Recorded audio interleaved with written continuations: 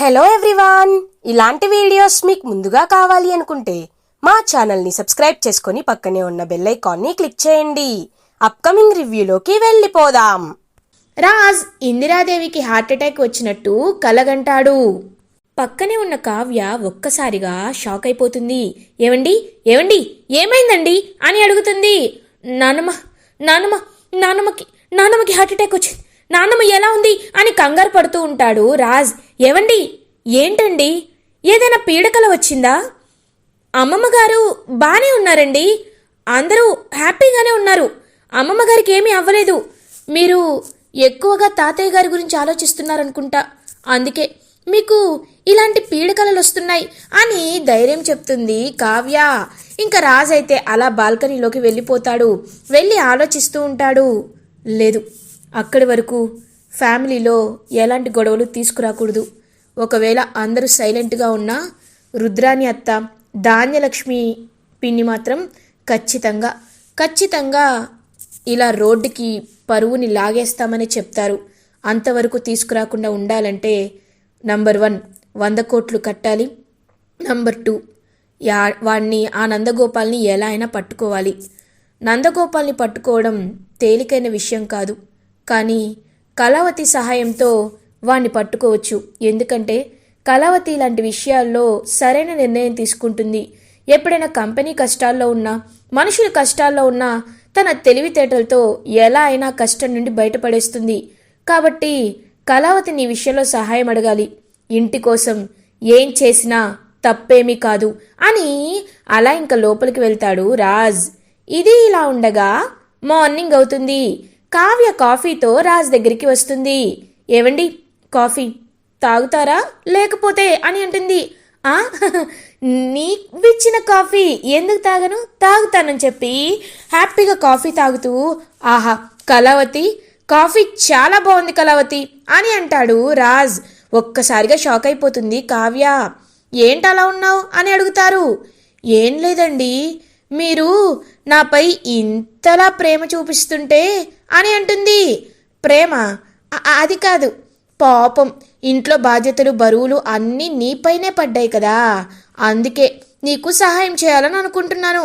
చెప్పు, నీకేమైనా సహాయం చేయాలా అని అడుగుతాడనమాట రాజ్. నేను ఇవాళ ఇంట్లో బూజంతా దులపాలి అనుకుంటున్నానండి, కానీ ఏం చేయమంటారు, వంట చేయాలి అని అంటుంది. అంతే కదా, ఇవ్వు ఆ కర్ర నాకు ఇచ్చేసే, నేను వెళ్ళి దులిపేస్తాను అని చెప్పి అలా ఇంకా బూజు దులుపుతూ ఉంటాడనమాట రాజ్. ఇంకా కావ్య అలా ఆశ్చర్యంగా రాజ్ వైపు చూస్తూ ఉంటుంది. ఏంటి ఇంట్లో సడన్గా ఇంత మార్పు? ఒక్కొక్కసారి బాగుంటారు, ఒక్కొక్కసారేమో ఇలా మాట్లాడుతూ ఉంటారు, ఈయనకి ఏమైంది అని ఆలోచిస్తూ ఉంటుంది కావ్య. కళావతి, నేను నీకు ఒక విషయం చెప్పాలి అని అంటాడు రాజ్. ఏంటది అని అడుగుతుంది కావ్య. అది కాదు కళావతి, అది అని చెప్పేలోపు ఇంకా స్లిప్ అయి అలా పడిపోతాడనమాట రాజ్ కావ్యపై. ఇంకా కావ్య రాజ్ అలా క్లోజ్గా ఒకరి కళ్ళల్లోకి ఒకరు చూసుకుంటూ ఉంటారు. కావ్య పాపం ఆశ్చర్యంగా రాజ్ వైపు చూస్తూ ఉంటుంది, రాజ్ కూడా ఆశ్చర్యంగా కావ్య వైపు చూస్తూ ఉంటాడు. ఇంకా రాజ్ వెంటనే కళావతి, నీతో ఒక విషయం మాట్లాడాలి అని అంటారు. ఇందాకటి నుంచి అదే చెప్తున్నారు, ఏం మాట్లాడాలో చెప్పండి అని అడుగుతుంది. ఒక సమస్య వచ్చింది కళావతి అని అంటారు. ఏంటండి, ఏంటా సమస్య అని అడుగుతుంది. బ్యాంకు నుండి 2 ఆఫీసర్స్ వచ్చారు అని జరిగిందంతా ఇలా నందగోపాల్ అనే వ్యక్తి బాగా చీట్ చేసి వెళ్ళిపోయాడని, వాడి తరపున ష్యూరిటీ ఇచ్చినందుకు తాతయ్య గారి నుండి 100 కోట్లు కలెక్ట్ చేసుకోవడానికి వచ్చారని, అతని వారసుడు నేను కాబట్టి నేను ఆ 100 కోట్లు కట్టాలని మొత్తం డీటెయిల్డ్గా చెప్తాడనమాట రాజ్. ఒక్కసారిగా కావ్య షాక్ అయిపోతుంది. ఏంటండి, ఇంత పెద్ద విషయాన్ని మీరు అందరి ముందు దాచిపెడుతున్నారా అని అడుగుతుంది. అది కాదు కళావతి, నేను ఏం చేయాలో అర్థం కావట్లేదు. ఇప్పుడే ధాన్యలక్ష్మి, రుద్రాని అత్త ఇద్దరు ఇప్పటికే చాలా గొడవ చేస్తున్నారు. ఒకవేళ ఈ అప్పు విషయం బయటపడితే వాళ్ళు ఇంకా గొడవ చేస్తారు. ఆ గొడవల్లో నాన్నమ్మ ఆరోగ్యం కూడా బాగోకపోతే నేను తట్టుకోలేను. అందుకే ఈ విషయాన్ని ఇంట్లో వాళ్ళ దగ్గర దాచిపెడుతున్నాను. కానీ మనకి కేవలం 5 రోజులు మాత్రమే సమయం ఉంది. ఈ 5 రోజుల్లో 100 crores అరేంజ్ చేయాలి. ఇప్పటికిప్పుడు అంత క్యాష్ అంటే మనం ఏమి చేయలేం కదా. ఒకవేళ మనం ఇప్పటికిప్పుడు మన fixed assets like land or building లాంటిది అమ్మాలి అనుకున్నా వాటికి సంబంధించిన ప్రాసెస్ మొత్తం చేయడానికి కనీసం 1 month అయినా పడుతుంది. 100 crores అనేది వచ్చేస్తాయి, కానీ లిక్విడిటీ తక్కువ కాబట్టి మనకంత టైం లేదు. కాబట్టి మన దగ్గర ఉన్న ఒకే ఒక్క ఆప్షన్ ఆ నందగోపాల్ని ట్రేస్ చేసి పట్టుకోవడం, లేకపోతే వాళ్ళు ఆస్తి జప్తు చేస్తూ ఉంటే చూడడం అని అంటారు. ఆలోచనలో పడుతుంది కావ్య. ఏం ఆలోచిస్తున్నావు కళావతి అని అడుగుతారు. ఏమండి, మీరు చెప్పేది వింటుంటే నాకు ఒకటి మాత్రం అర్థమైంది. ఆ నందగోపాల్ అనేవాడు పెద్ద ఫ్రాడ్ అని చెప్తున్నారు కదా, మరి వాడిప్పుడు ఎక్కడ ఉన్నాడు అని అడుగుతారు. బ్యాంకాక్లో లొకేషన్ చూపించినట్టు అనిపించిందంట, తర్వాత వేరే కంట్రీకి వెళ్ళిపోయాడని చెప్తున్నారు కళావతి అని అంటాడు రాజ్. ఏవండి, ఆ నందగోపాల్ వేరే దేశం వెళ్ళే అవకాశం ఎలా ఉంటుందండి అని అడుగుతారు. అదేంటి కళావతి, వాడు అందరి డబ్బులు తీసుకున్నాడు కదా, వాడికి ఫ్లైట్ టికెట్ దొరకడం ఒక పనా అని అంటారు. ఫ్లైట్ టికెట్ కోసం కాదండి, వాడు ఫ్రాడ్ అంటున్నారు, చాలా మందిని మోసం చేశాడు అంటున్నారు. పోలీస్ ఇన్వెస్టిగేషన్ కానీ లైక్ వాళ్ళ ఫోర్స్ కానీ అంతా చాలా స్ట్రిక్ట్గా ఉంటుంది కదా, అలాంటప్పుడు వాణ్ణి ఎలా వాణ్ణి ఫారిన్లోకి ఎలో చేస్తారు అని అడుగుతుంది కావ్య.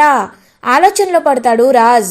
అంటే వాడు ఇక్కడే ఉన్నాడండి, కానీ మీతో ఫారిన్ వెళ్ళిపోయినట్టు పోలీసుల్ని అందరినీ మోసం చేస్తున్నాడు. ఇంత డబ్బుని వాడు ఒకవేళ తరలించాలి అన్నా వాడికి ఎంతో కొంత సమయం పడుతుంది కదా, కాబట్టి వాడు ఇక్కడే ఉన్నాడు అని చెప్తుంది కావ్య. నిజమే కళావతి, నువ్వు చెప్తుంటే నాకు అదే అనిపిస్తుంది.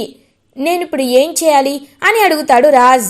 ఏం లేదండి, అసలు వాడికి ఆ ఇన్ఫర్మేషన్ ఎలా వచ్చింది? మీరు ఆ ఇంటికి వెళ్ళి కనుక్కున్నట్టు ఎప్పటికీ తెలీదు, కానీ వాడు వెంటనే ఆ ఇంట్లో నుండి జంప్ అయిపోయాడు. అంటే అర్థం ఏంటి? వాడికి ఎవరో ఇన్ఫర్మేషన్ ఇచ్చారు. ఆ ఇన్ఫర్మేషన్ ఇచ్చింది ఎవరో అని తెలిస్తే ఖచ్చితంగా మనం వాడిని పట్టుకోవచ్చు అని అంటుంది కావ్య. వాడు ఎవరి ఇంట్లోనో దొంగతనంగా షెల్టర్ తీసుకుంటున్నాడు, వాడు ఎక్కడున్నాడో తెలిస్తే ఈ ప్రాబ్లంకి మనం వెంటనే సొల్యూషన్ తెలుసుకోవచ్చు అని చెప్పి ఇంకా కావ్య అయితే చెప్తుంది. రాజ్ చాలా హ్యాపీగా ఫీల్ అయ్యి కావ్యని ఎత్తుకొని తిప్పుతూ ఉంటాడు. Thank you Kalavathi, thank you so much. ఈ ఐడియా నాకు రాలేదు.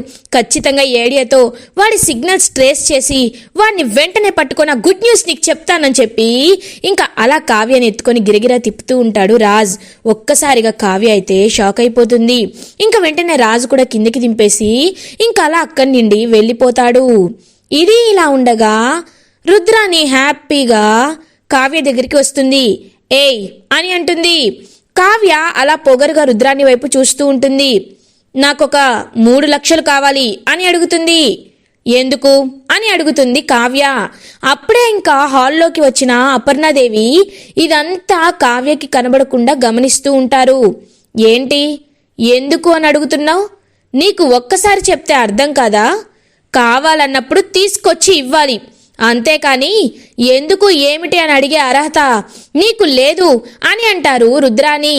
మరి మీకుందా అని అడుగుతుంది కావ్య. ఒక్కసారిగా షాక్ అయిపోతుంది రుద్రాని. ఏయ్ ఏంటి పిచ్చి పిచ్చిగా మాట్లాడుతున్నావు? నేను ఈ ఇంటి కూతుర్ని కాబట్టి నాకు హక్కుంది. ఏంటి మా ధాన్యలక్ష్మిని పిలవమంటావా అని అంటుంది రుద్రాని. ధాన్యలక్ష్మి అత్తయ్య గారు కాదు, ఎవరొచ్చినా నా సమాధానం ఇదే. మీకు ముఖ్యమైన ఖర్చులుంటే డబ్బులు ఇచ్చేదాన్ని, కానీ మీరు దుబారా చేయడానికి అడుగుతున్నారు కాబట్టి నేను ఇవ్వను. ఇప్పటికే ఇంట్లో డబ్బులు చాలా వరకు తగ్గిపోయాయి. మావయ్య గారు కూడా ఎప్పటికప్పుడు అవసరాలకి ఖర్చులకి డబ్బులు అడుగుతూనే ఉంటారు. మీ దుబారా ఖర్చులకి నేనిప్పుడు మీకు డబ్బులు ఇస్తే వాళ్ళకి నేను సమాధానం చెప్పుకోలేను అని అంటుంది కావ్య. అది నా ప్రాబ్లం కాదు, నీ ప్రాబ్లం. ఇస్తావా ఇవ్వవా అని అడుగుతుంది రుద్రాని. మీరు ఏం చేసినా నేను ఇవ్వను అని అంటుంది కావ్య. ఇంకా ధాన్యలక్ష్మి అక్కడికప్పుడు వచ్చి, ఏయ్ నేంటి మళ్ళీ మొదటికి వచ్చావు? నువ్వెంత, నీ స్థాయి ఎంత అని అంటుంది ధాన్యలక్ష్మి. చూడండి చిన్నత్తయ్య గారు, స్థాయిల గురించి స్థానాల గురించి ఇప్పుడు ప్రాబ్లం కాదు. నేనెంతో, నా స్థాయి ఎంతో, నా మనసేంటో, నా అర్హత ఏంటో తాతయ్య గారికే అందరికంటే బాగా అర్థమయ్యి ఆస్తి బాధ్యతల్ని నాకప్పచెప్పారు. తాతయ్య గారంత నమ్మకంగా నాపై ఆస్తి బాధ్యతలను అప్పచెప్పినప్పుడు మీరు వాడే దుబారా ఖర్చుల కోసం నేను లక్షలు లక్షలు ఇవ్వను. మీకు ఎంత అవసరం ఉందో చెప్పండి, ఏం అవసరమో చెప్పండి, నేనే వెళ్ళి తీసుకొస్తాను. ఇంట్లో సరుకులు కూరగాయలు అన్నిటికీ నేనే చూసుకుంటాను. అంతేకాని మీ చీరల కోసం, మీ నగల కోసం, మీ దుబారాల ఖర్చుల కోసం నేను ₹1 కూడా ఇప్పటి నుండి ఇవ్వను. మీరు ఏం చేసుకుంటారో చేసుకోండి అని గట్టిగా చెప్పి కిచెన్లో వర్క్ చేసుకుంటూ ఉంటుంది కావ్య. నీకెంత ధైర్యం, నన్నే ఎదిరిస్తావా అని కావ్యని కొట్టబోతూ ఉంటుంది ధాన్యలక్ష్మి. ఇంకప్పుడే కరెక్ట్గా అపర్ణాదేవి వచ్చి చెయ్యి అడ్డు పెట్టి ధాన్యలక్ష్మిని పక్కకు తోసేస్తుంది. చూడు ధాన్యలక్ష్మి, అహంకారం ఉండొచ్చు, కానీ ఇంత అలా అహంకారం ఉండకూడదు. చూడు, నువ్వు ఇదంతా ఎందుకు చేస్తున్నావో నాకు అర్థమవుతుంది. ఏంటి కావ్యం తక్కువ చేసి చూస్తున్నావు? కావ్యకి ఉన్నంత గౌరవం ఈ ఇంట్లో ఎవ్వరికీ లేదు. కాబట్టి కావ్యని ఇంకొకసారి అమర్యాదగా మాట్లాడావనుకో, నేను ఏం చేస్తానో నాకే తెలీదు. చూడు, నువ్వు ఎందుకు డబ్బులు అడుగుతున్నావో తెలీదు, కానీ ఈ రుద్రానికి ఎన్ని రోజులైతే నువ్వు సపోర్ట్ చేస్తావో అప్పటి వరకు నీ జీవితం ఇలాగే ఉంటుంది ధాన్యలక్ష్మి. డబ్బుకి ఆశపడి బంధాలని వదులుకుంటున్నావు. ఏదో ఒక రోజు నీ గురించి నీకు తెలుస్తుంది అని చెప్పి అక్కడి నుండి వెళ్ళిపోతుంది అపర్ణాదేవి. అందరి ముందు నన్నింతలా అవమానిస్తావా అక్క? ఖచ్చితంగా నేను పొగ తీర్చుకుంటాను అని చెప్పి ధాన్యలక్ష్మి అక్కడి నుండి వెళ్ళిపోతుంది. రుద్రాని ధాన్యలక్ష్మి దగ్గరికి వచ్చి, ఏంటి ధాన్యలక్ష్మి, అందరిలో నిన్ను వదిన తిట్టినందుకు బాధపడుతున్నావా అని అడుగుతుంది. మరి బాధేదా? ఏం చేయమంటావు? ఇదంతా నా కర్మ.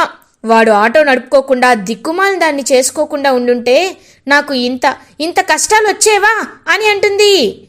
నిజమే, కానీ నా దగ్గర ఒక ఐడియా ఉంది అని అంటుంది రుద్రాని. నువ్వు పగ తీర్చుకోవాలన్నా, ఈ ఆస్తి మనకి రావాలి అన్నా నువ్వు అనుకోను అంటే నా దగ్గర ఒక ప్లాన్ ఉంది అని అంటుంది. ఏంటది అని అడుగుతుంది. అది నీకు చెప్పొచ్చో లేదో నాకు అర్థం కావట్లేదు, కానీ చెప్పాలి అని అనుకుంటున్నాను అని అంటుంది. పర్లేదు చెప్పు, నేను వింటాను అని అంటుంది ధాన్యలక్ష్మి. చూడు ధాన్యలక్ష్మి, ఒక్కటి ఆలోచించు.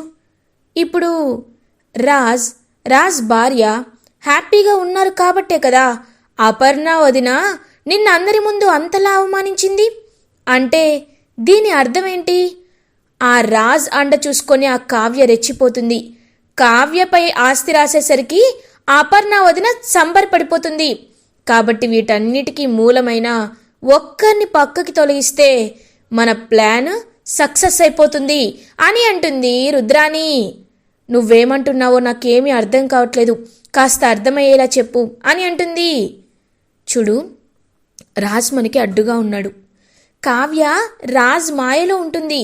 రాజ్ ఏం చెప్పినా చిన్నపిల్లలా చేసేస్తుంది. కాబట్టి ఇప్పుడు మనం కోర్టుకు వెళ్ళినా ఏం వెళ్ళినా మన సీతారామయ్య నాన్నగారు ఆ కావ్య పేరు మీద ఆస్తి రాశారు. కాబట్టి ఇప్పుడు మనం ఏమీ చేయలేం. కావ్య మన పేరు మీద ఆస్తి రాయాలంటే రాజ్ని పైకి పంపించేశామనుకో అని అంటుంది రుద్రాని అని గట్టిగా అరుస్తుంది ధాన్యలక్ష్మి.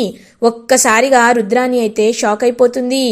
ఏంటి ధాన్యలక్ష్మి అని అంటుంది. ఏం మాట్లాడుతున్నావు రుద్రాని?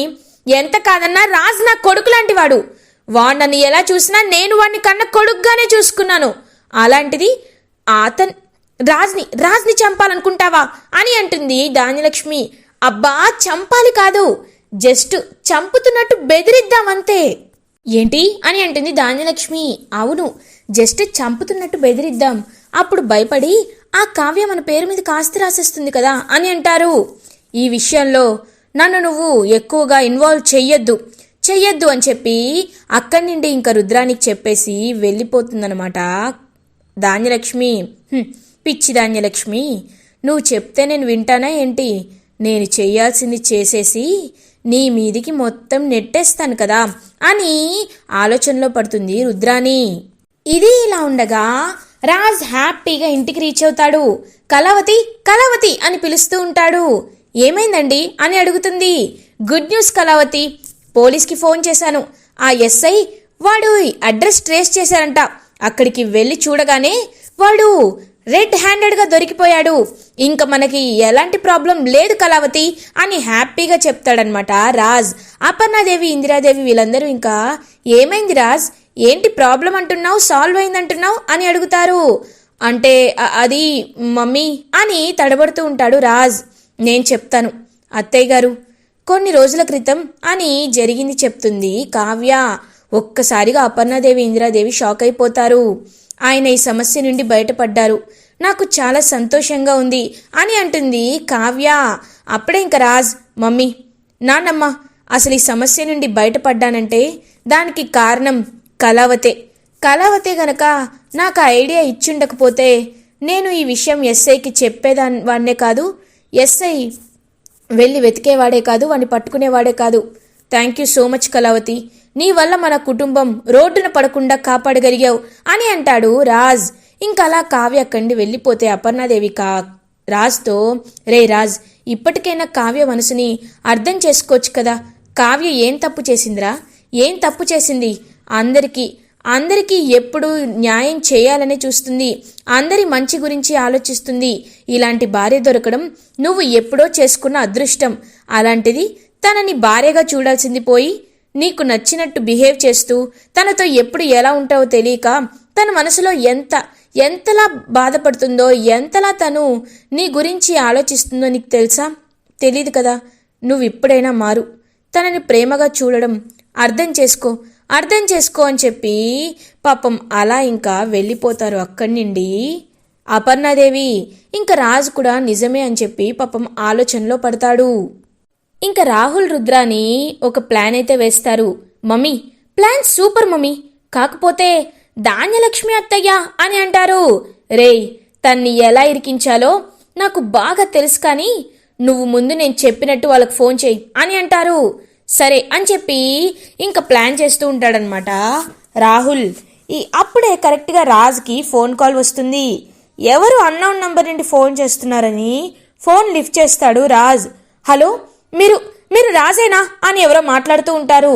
అవును, ఎవరు మీరు అని అడుగుతాడు రాజ్.